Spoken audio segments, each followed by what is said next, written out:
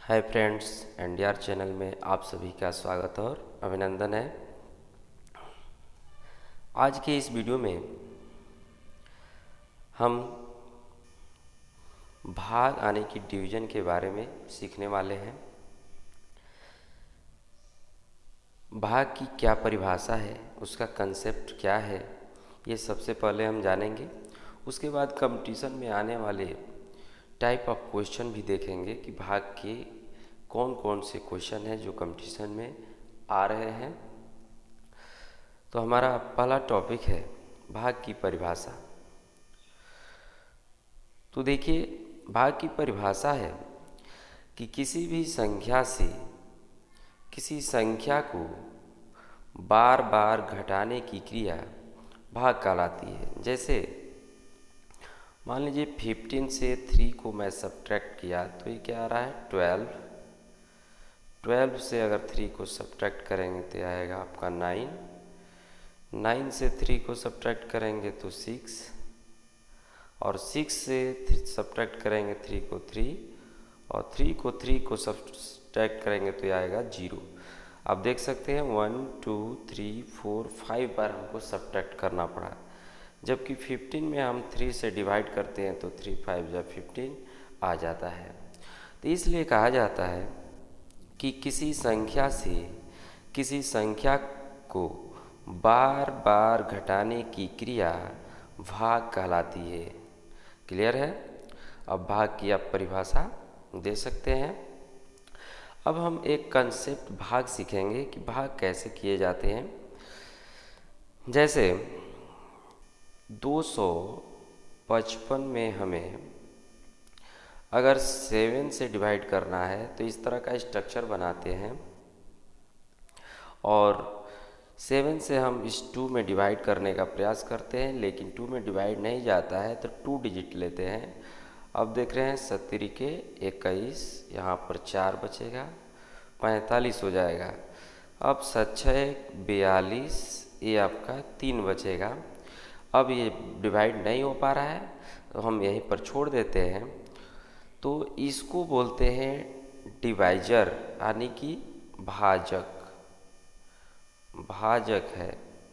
इसको बोलते हैं डिवाइडेंड, यानी कि भाज्य, और इसको बोलते हैं कोटिएंट, यानी कि भागफल, और ये आपका है शेषफल, यानी कि रिमाइंडर। ठीक है, ये रिमाइंडर है। तो इस तरह से आप देख सकते हैं कि इसमें 4 फैक्टर होते हैं, एक भाजक, भाज्य, भागफल और शेष। ठीक है, तो ये सामान्य भाग देने का नियम है। और इसमें जो है, जो ये 4 फैक्टर दिख रहे हैं, भाजक, भाज्य, भागफल, शेषफल, इन चारों में एक खास रिलेशन होता है। भाज्य बराबर भाजक गुणे भागफल प्लस शेष, यानी कि भाज्य बराबर भाजक गुणे भागफल प्लस शेषफल होता है। अगर इन 4 फैक्टर में से 3 ज्ञात हो तो चौथे को हम आसानी से ज्ञात कर सकते हैं। तो इस फार्मूले को अवश्य याद कर लीजिएगा। ये यूक्लिड डिवीजन लेमा के नाम से भी जाना जाता है। भाज्य बराबर भाजक गुणे भागफल प्लस शेषफल। अगर भाज्य को ए से रिप्रेजेंट किया जाए, भाजक को बी से, और कोटिएंट को क्यू से, और रिमाइंडर को आर से, तो ये फार्मूला ए रूप में आ जाता है, A equal to B Q plus R, जहाँ R is less than B, यानी कि इस रिमाइंडर जो है भाजक से हमेशा छोटा ही होता है और 0 से बड़ा या बराबर होता है, ये भी याद रखना है। यानी कि ये शेषफल भागफल से छोटा और 0 से बड़ा या बराबर होता है। ठीक है, एक बार हम भाजक, भागफल, शेष को फिर पहचानने की कोशिश कर रहे हैं। देखिए, जैसे 15 में हम 2 से डिवाइड कर रहे हैं तो 2 7 या 14, ये 1 यहाँ बच गया, तो ये 2 क्या है, भाजक, 15 क्या है, भाज्य, 7 भागफल और 1 शेषफल है। ठीक है। अब हम एक और भाग को समझाने की कोशिश कर रहे हैं जिसमें थोड़ा सा मिस्टेक होता है। जैसे हमको 21 में 2 से डिवाइड करना है तो 2 1 जा 2, यहाँ पर कैंसिल हो गया। 1 जब ऊपर से उतरता है तो हम 2 से इसमें अवश्य भाग ले जाएंगे, चाहे 0 बार ही जाए। 2 0 0, अब यहाँ फिर 1 बच गया। अब जब देखिए शेषफल में जब भाग नहीं जाता है तो डेसिमल लगा करके 0 बढ़ाते हैं, 2 5 जा 10। क्लियर है। तो हम क्या इसमें सीखे कि अगर उतारी गई संख्या है तो हम उसमें 2 से ज़रूर भाग ले जाएंगे, चाहे 0 बार ही क्यों न जाए। लेकिन जब शेष में भाग नहीं जाता है घटाने के बाद और कोई अंक भी उतारने लायक नहीं रहता है तो हम दशमलव लगा के 0 बढ़ाते हैं और उसके बाद से भाग हम ले जाते हैं। ठीक है। तो इस तरह से आप भाग की परिभाषा समझ गए और कंसेप्ट भाग समझ गए और इसमें जो फार्मूला तैयार हुआ वो भी आप सीख गए। A=BQ + R, जहाँ ये क्या है, भाज्य, B भाजक, Q भागफल और R शेषफल है। ठीक है। तो इस क्वेश्चन पर ये जो फार्मूला दिख रहा है इस पर एक क्वेश्चन जो है कंपटीशन में आता है जिसको हम देखेंगे। तो आइए देखते हैं उस क्वेश्चन को। हमारा अगला क्वेश्चन है, देखिए इस तरह से दिख रहा है आपको। एक भाग के प्रश्न में भाजक भागफल का 4 गुना तथा शेषफल का 2 गुना है।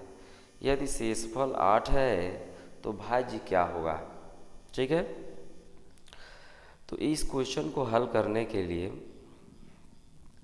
हम इसका सलूशन इस प्रकार से करते हैं, आराम से सीखिएगा और बहुत ही आसानी से कर सकते हैं। देखिए भाज्य, यहाँ पर आपका भाजक, ये भागफल और यहाँ पर शेषफल जो है लिख लेते हैं और फिलिंग द ब्लैंक्स करते हैं प्रश्न के माध्यम से। तो आप देख सकते हैं शेषफल यहाँ 8 दिया हुआ है तो यहाँ 8 मैं लिख दिया। अब प्रश्न को बार बार पढ़ने से और 2 चीज़ें हमें ज्ञात हो जाएगी और उसके बाद हम चौथे चीज़ को यूक्लिड्स डिवीजन लेमा फार्मूले से ज्ञात कर लेंगे। तो देखिए कहा गया है कि भाग के प्रश्न में भाजक भागफल का 4 गुना है। तो यहाँ हम देख रहे हैं कि न भाजक पता है न भागफल पता है, किंतु आगे कह रहा है कि शेषफल का 2 गुना है, यानी भाजक शेषफल का 2 गुना है। तो हम क्या कर लेंगे, 8 दूनी 16। ठीक है। फिर एक बार पढ़ते हैं तो कह रहा है कि भाजक भागफल का 4 गुना है, यानी कि भाजक इस भागफल का 4 गुना है। तो यहाँ पर भाजक ही पता हो चुका है, भागफल पता करना है। तो देखिए 4 गुना का उल्टा जो है आपका 1/4 होता है। तो 16 का 1/4 क्या हो जाएगा, 4। अब आप देख सकते हैं कि भाजक भागफल का 4 गुना दिखने लगा और शेषफल का 2 गुना है। तो भाज्य क्या है, तो अब आप भाज्य जो है फार्मूले से ज्ञात कर सकते हैं। आपके पास जो है फार्मूला है भाज्य इक्वल टू भाजक गुणे भागफल प्लस शेषफल। इस तरह से 64 + 8 हो जाएगा आपका 72 जो है आंसर प्राप्त हो जाएगा। ठीक है।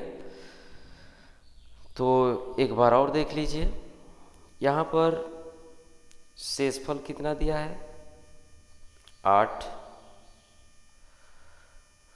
भाजक कह रहा है कि भाजक जो है शेषफल का 2 गुना है, तो ये आपका हो गया 16। फिर जो है ये भागफल को देख लिया जाए, तो भागफल देख रहे हैं, कह रहा है कि भाजक भागफल का 4 गुना है। बताइए यह 4 गुना है तो जिसका चौथाई क्या होगा 4। इस तरह से भागफल 4 हो गया। तो भाज्य हम ज्ञात करेंगे, भाज्य बराबर भाजक गुणे भागफल प्लस शेष। ये आपका हो गया 64 प्लस 8 इक्वल टू 72। तो आप इस क्वेश्चन को आसानी से लगा सकते हैं। आइए चलते हैं अगले टॉपिक की ओर। हमारा अगला टॉपिक है विभाज्यता का नियम, यानी कि लॉ ऑफ डिविजिबिलिटी। विभाज्यता का नियम क्या है? तो यह वह प्रक्रिया है जिसके माध्यम से हम पहले ही समझ जाते हैं कि 36 किस संख्या से डिवाइड होगा। बिना भाग दिए किसी संख्या को किसी संख्या से कटाने की, विभाज्य करने की तरकीब को जानना विभाज्यता का नियम कहलाता है। जैसे आप पहले ही जान गए कि ये 36 2 से डिवाइड होगा, आखिर में कोई नियम होगा जिसके माध्यम से आप समझ गए होंगे। तो जिस नियम के तहत आप जान जाते हैं, आप समझ लेते हैं कि 36 जो है 2 से डिवाइड होगा, उस नियम का नाम है विभाज्यता का नियम। तो हम जो है विभाज्यता के नियम में ये सीखने जा रहे हैं कि कोई संख्या 2 से क्यों कटेगी, 3 से क्यों कटेगी, 4, 5, 6, 7, 8, 9। हम 9 तक जानने का प्रयास करेंगे, क्योंकि अगर 9 तक हम विभाज्यता का नियम अगर समझ लेते हैं तो हम जो है आसानी से किसी भी संख्या को सिंप्लीफाई कर सकते हैं उसे कटा करके। तो आइए देखते हैं। सबसे पहले हम 2 के बारे में जानेंगे कि कोई संख्या 2 से क्यों डिवाइड होती है। तो कोई संख्या 2 से इसलिए डिवाइड होती है कि जब संख्या का अंतिम अंक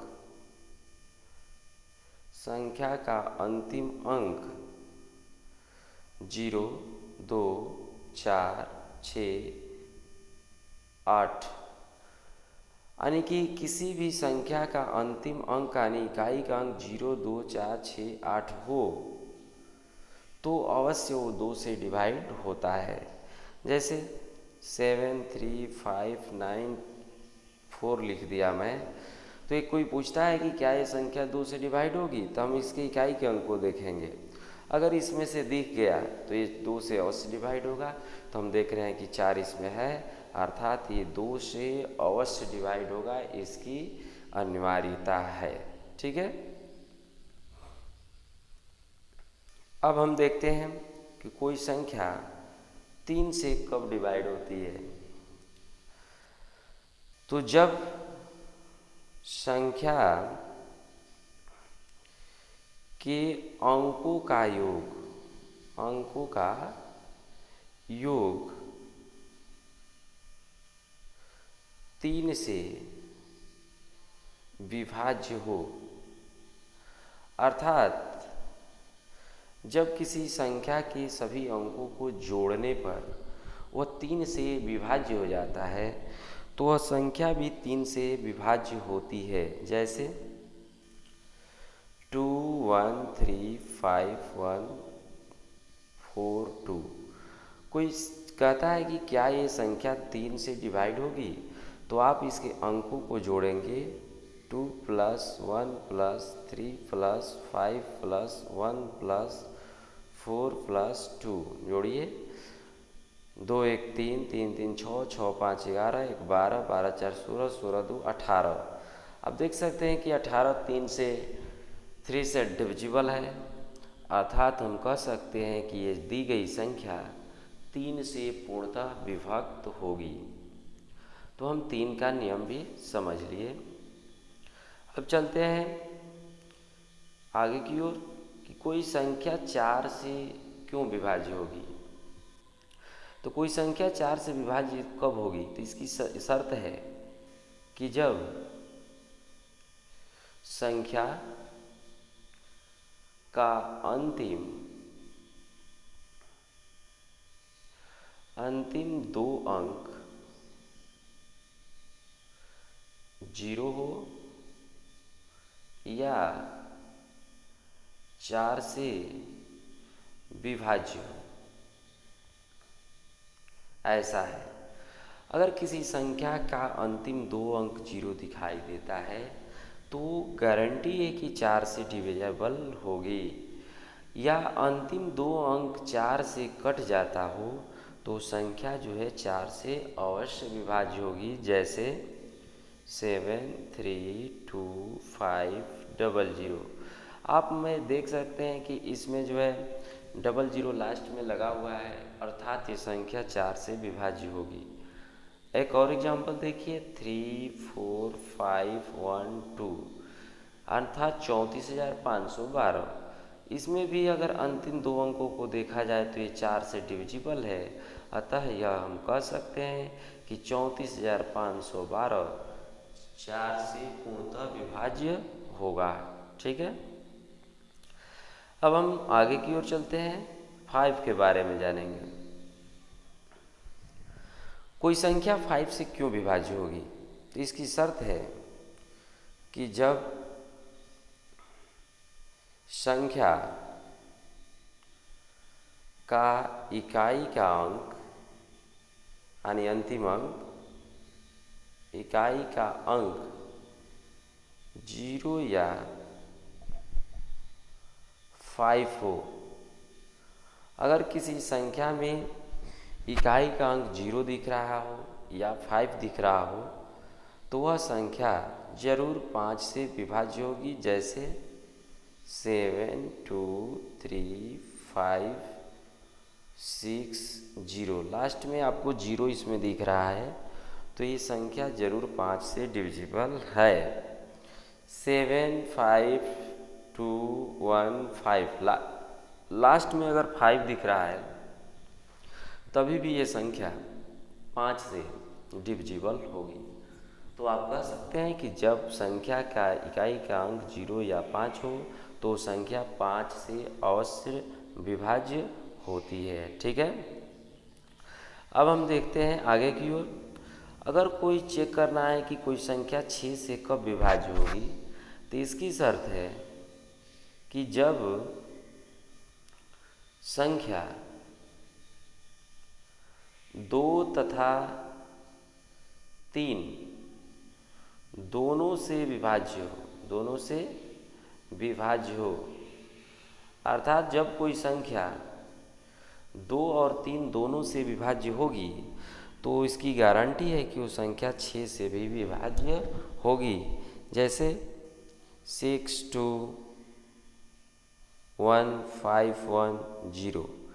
अगर ये चेक करना हो कि 6 से डिविजिबल है तो हम चेक करेंगे। देखिए लास्ट में 0 है इसलिए 2 से डिविजिबल हो गया। 6 2 8 8 1 9 9 5 14 14 1 15 प्लस 0 15 15, ये देख रहे हैं अंकों का जोड़ भी 3 से डिवाइड हो रहा है, अर्थात 3 से डिविजिबल है। तो जब ये 2 से भी डिविजिबल है 3 से भी डिविजिबल है तो हम गारंटी के साथ कह सकते हैं कि ये संख्या जो है 6 से डिविजिबल होगा। अब हम 7 को देखेंगे। कोई संख्या 7 से क्यों डिवाइड होती है, अगर इसको जानना चाहते हैं तो ये लॉन्ग प्रोसेस होती है, उससे अच्छा कि हम 7 से डिवाइड करके चेक कर लेंगे। तो इसमें हम लोग बताते हैं एक स्पेशल संख्या के बारे में कि वह संख्या 7 से अवश्य विभाज्य होती है। ये कौन सी संख्या है, तो जब कोई भी संख्या लगातार यानी कंटिन्यूअस लगातार 6 12 18 सो ऑन बार लिखी जाए। ठीक है, अगर कोई संख्या लगातार 6 बार लिख देंगे 12 बार लिख देंगे, 18 बार लिख देंगे, कोई भी संख्या हो तो 7 से जरूर विभाज्य होती है। जैसे 8 8 8 8 8, आप देख सकते हैं 8 मैं 6 बार लिखा हूँ, इसको अगर 7 से भाग देंगे तो ज़रूर कटेगा, इसकी गारंटी है। कोई भी संख्या लिख सकते हैं, 9 9 9 9 अगर लिखते हैं तो ये संख्या 7 से अवश्य विभाजित होगी। आप चाहें तो इसको 12 बार भी लिख सकते हैं कंटिन्यूअस, 18 बार भी लिख सकते हैं, ठीक है। अब हम चेक करेंगे कि कोई संख्या 8 से क्यों कटती है। तो कोई संख्या 8 से तभी कटेगी जब संख्या का अंतिम 3 अंक 0 हो या 8 से विभाज्य हो। समझ पा रहे हैं? अगर किसी संख्या के अंतिम 3 अंक 0 दिखाई दे तो हम कह सकते हैं कि संख्या 8 से विभाज्य होगी। जैसे 7 5 2 000 यहाँ लगा दिया मैंने, तो आप कह सकते हैं कि संख्या 8 से विभाज्य होगी।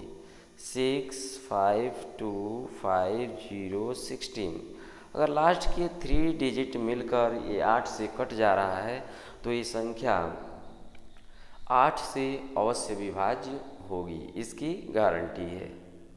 अब हम देखेंगे 9 को कि कोई संख्या 9 से कब विभाज्य होगी। तो इसकी शर्त है कि जब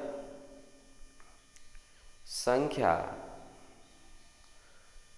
के अंकों का योग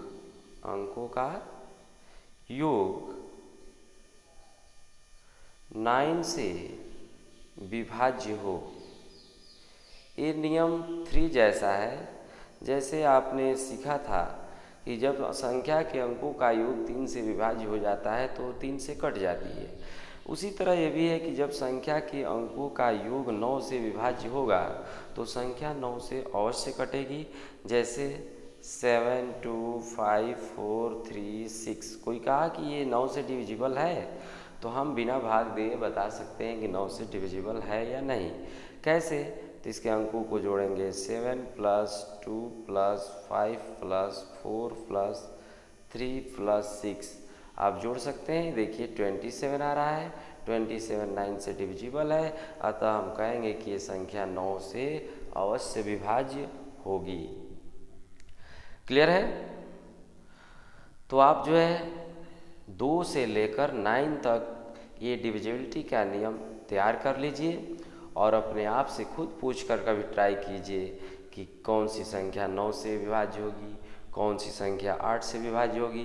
दिक्कत हो तो वीडियो को रिपीट करके देखें, लेकिन अवश्य देखें और सीखें इसे। अब हम भाग के अगले पॉइंट की ओर चलेंगे। विभाज्यता का नियम जानने के बाद अब आगे क्या है ये हम देखते हैं। अब आगे हमारा ये चीज़ है, बहुत ही मज़ेदार ट्रिक है। किसी संख्या में 5 25 125 625 100 का भाग, यानी किस संख्या में हम 5 से भागा आसानी से कैसे देंगे, 25 से भागा आसानी से कैसे देंगे, 125 से भाग कैसे आसानी से देंगे और 625 से भाग कैसे आसानी से हम देंगे। तो इसके लिए ये ट्रिक है कि अगर किसी संख्या x में 5 से भाग देना हो तो हम उस x में 2 से गुणा करेंगे और एक स्थान दशमलव लगा देंगे तो भाग आसानी से हो जाएगा। ठीक है। इसी तरह अगर किसी संख्या x में 25 से भाग देना है तो 4 से गुणा करेंगे और 2 स्थान दशमलव लगाएंगे तो भाग आसानी से हो जाएगा। इसी तरह x में 125 से भाग देना हो तो 8 से गुणा करेंगे और 3 स्थान दशमलव लगा देंगे तो भाग आसानी से हो जाएगा।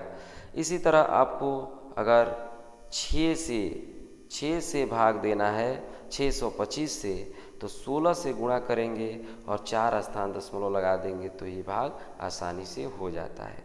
तो देखिए इसको याद करना भी बहुत आसान है। 5 5 25, 5 100, 100 5 625, एक खास रिलेशन दिख रहा है। और इधर देखिए 2 दूनी के 4, दूनी 8, दूनी 16, ये भी याद हो जाएगा। और इसमें 1 2 3 4 दशमलव लगाने की ये व्यवस्था है। जैसे आप किसी क्वेश्चन को करके इसमें देख सकते हैं। किसी क्वेश्चन को हम देखिए करके दिखा रहा हूँ। जैसे मान लीजिए 3 5 2 1 में आपको 25 से डिवाइड करना है। तो आप ट्रिक क्या सीखे हैं कि 25 से डिवाइड करने के लिए हम संख्या में 4 से गुणा करते हैं और 2 अंक दशमलव लगाते हैं। तो चलिए हम इसमें 4 से गुणा करते हैं। 4 1 जा 4 यानी 4 एकम 4, 4 दूनी 8, 4 पचे 20 के 0 कैरी 1, 4 तियाँ 12 और 2 14। गुणा तो कर लिए, अब दशमलव कितना लगाना है? 2 स्थान। तो 2 स्थान हम इधर इकाई ओर से दशमलव लगा देंगे। आपका हो गया 140.84। तो आप देखिए कितना आसानी से ये भाग हम कर लिए। एक और देख लीजिए, जैसे 2 5 6 9 में आपको डिवाइड करना है 125 से। तो इसका ट्रिक क्या है कि संख्या में 8 से गुणा करेंगे और दशमलव 3 स्थान लगाएंगे। चलिए 8 9 72, 8 6 48 और 7 हासिल है 55, हासिल 5, 8 5 40, 5 45 हासिल 4, 8 दूनी 16 4 20। तो मल्टीप्लाई तो कर लिए। अब दशमलव 3 स्थान लगाने की ज़रूरत है। तो 3 अंक बाद यहाँ दशमलव हम लगा दिए। हमारा आंसर आ गया 20.552। तो ये भाग जो है आपको कैसा लगा ज़रूर कमेंट में बताइएगा। बहुत ही आपको इंटरेस्ट लगेगा ऐसा मुझे लगता है। तो क्या हुआ, कैसे इसको याद रखेंगे? जब किसी संख्या में 5 25 125 625 से भाग देना हो तो हम उस संख्या में क्रमशः 2 4 8 और 16 से गुणा करेंगे। क्रमशः 1 2 3 4 स्थान दशमलव लगाएंगे तो ये भाग आसानी से हो जाएगा। ठीक है, तो आइए चलते हैं हम आगे की ओर। अगला हमारा ये पॉइंट है, किसी संख्या में 10 100 1000 100 से भाग, यानी कि संख्या में 10 से भाग कैसे देंगे, 100 से भाग कैसे देंगे। तो इसका ये रूल है कि 1 पर जितने शून्य है, जितने शून्य है दशमलव उतने स्थान बाईं तरफ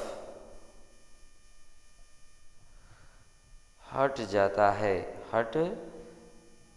है, ऐसा मैंने लिखा दिया। ठीक है, इसका मतलब ये हुआ कि जैसे 3 4 5.6 में आपको अगर 100 से डिवाइड करना है तो हम देखेंगे कि 100 में कितने जीरो है? 2 जीरो है, 2 जीरो है। तो हम दशमलव को 2 स्थान बाईं तरफ खिसका के रख देंगे तो ये भाग आसानी से हो जाएगा। यानी कि दशमलव भागकर 3 और 4 के बीच में आने वाला है 3.456। तो ये बात समझ में आ गया होगा कि 1 पर जितने शून्य है दशमलव उतने स्थान बाईं तरफ हट जाता है, यानी खिसक जाता है। जैसे एक और देखिए 3.462 डिवाइड, अगर यहाँ पर 10 है तो 10 में कितने जीरो है? 1, इसलिए दशमलव 1 स्थान बाईं तरफ खिसक जाएगा और रिजल्ट आ जाएगा 0.3462। इस तरह से आप आसानी से 10 100 1000 100 से भाग दे सकते हैं। तो आगे की ओर हम ध्यान दे रहे हैं कि आगे हम इस विभाज्यता के नियम में, यानी कि भाग के नियम में क्या क्या चीज़ें हो सकती है, तो एक और चीज़ हमको मिल जाएगा यहाँ पर, दशमलव संख्याओं का भाग। दशमलव संख्याओं का भाग अगर करना हो कभी आप, तो ये 3 नियम यहाँ पर है, इसको आपको समझना होगा। सबसे पहला है कि सामान्य गणना करते हैं, यानी हम सामान्य गणना का मतलब ये है कि आप मान कर चलिए कि दशमलव नहीं लगा हुआ है, सिंपल संख्या है और उसे अपने तरह से सामान्य गणना कर लीजिए। और दूसरी चीज़ है कि यदि अंश में हर से अधिक दशमलव है, जब भाग देंगे तो अंश हर रहेगा ही, जब अंश में हर से अधिक दशमलव है तो उतना दशमलव परिणाम में लगाती है। तीसरा नियम है कि यदि हर में अंश से अधिक दशमलव है तो उतना शून्य परिणाम की दाईं तरफ लगाते हैं। इन तीनों नियम को हम उदाहरण के माध्यम से, एग्जाम्पल के माध्यम से आपको बताने वाले हैं। ध्यान से देखिए, यहाँ पर आप इसको देख सकते हैं कि मैं एक दशमलव संख्याओं का भाग का क्वेश्चन लिया हूँ। 5.6 गुणे 0.96 गुणे 8.5 बटा 0.017 गुणे 1.6 गुणे 0.008 बराबर क्वेश्चन मार्क। तो इस क्वेश्चन को करने के लिए हम ये मानेंगे कि ये क्या है, 56 है, ये 96 है, 85 है, ये 17 है, ये 16 है और ये 8 है। दशमलव को देखिए ही मत और अपना सिंपल कैलकुलेशन कीजिए। देखिए 8 7 56, 17 5 85, 16 6 96। आपका रिजल्ट कितना आ गया? तो 5 6 30, 3 7 21, 210। यहाँ तक आप समझ पा रहे होंगे। जब सामान्य गणना कर लीजिएगा तो अंश में दशमलव को गिनेंगे कि कितना है। तो गिनिए 1 2 3 4, अंश में 4 पॉइंट दशमलव है, ठीक है। हर में गिनिए 1 2 3 4 5 6 7, हर में 7 पॉइंट दशमलव है। तो नियम में बताया गया था कि यदि हर में दशमलव अधिक है अंश से तो उतने जीरो परिणाम पर बढ़ा देते हैं दाईं तरफ। तो ये बताइए कितने दशमलव अधिक है हर में? तो आप देख सकते हैं कि इसमें जो है हर में आपका जो है दशमलव जो है 7 अधिक है। कितने अधिक है? 3 अधिक है। 3 4 3 7। तो जब हर में 3 दशमलव अधिक है तो 3 जीरो इस परिणाम पर दाईं तरफ लगा देंगे तो हमारा आंसर आ जाएगा 2,10,000। अगर मान लीजिए 210 आया था रिजल्ट और ऊपर अंश में ही 7 स्थान दशमलव रहता, नीचे 4, तो यहाँ देखते कि अंश में दशमलव अधिक हो गया है 3, तो हमें 3 अंक दशमलव लगाना पड़ता। आप जानते हैं दशमलव इकाई से लगाया जाता है, इसलिए गिनते 1 2 3 और यहाँ पर दशमलव लगा देते, हमारा रिजल्ट आता 0.210। तो इस बात को आप समझ रहे हैं कि यदि अंश में दशमलव अधिक है तो दशमलव लगाएंगे उतने स्थान जितना अधिक रहेगा। यदि हर में दशमलव अधिक है तो उतना जीरो जो है हम संख्या पर बढ़ा देंगे और इस तरह से हम भाग आसानी से कर सकते हैं। तो आज का वीडियो कैसा लगा आपको ज़रूर कमेंट में बताइए ताकि हमें भी मोटिवेशन मिल सके।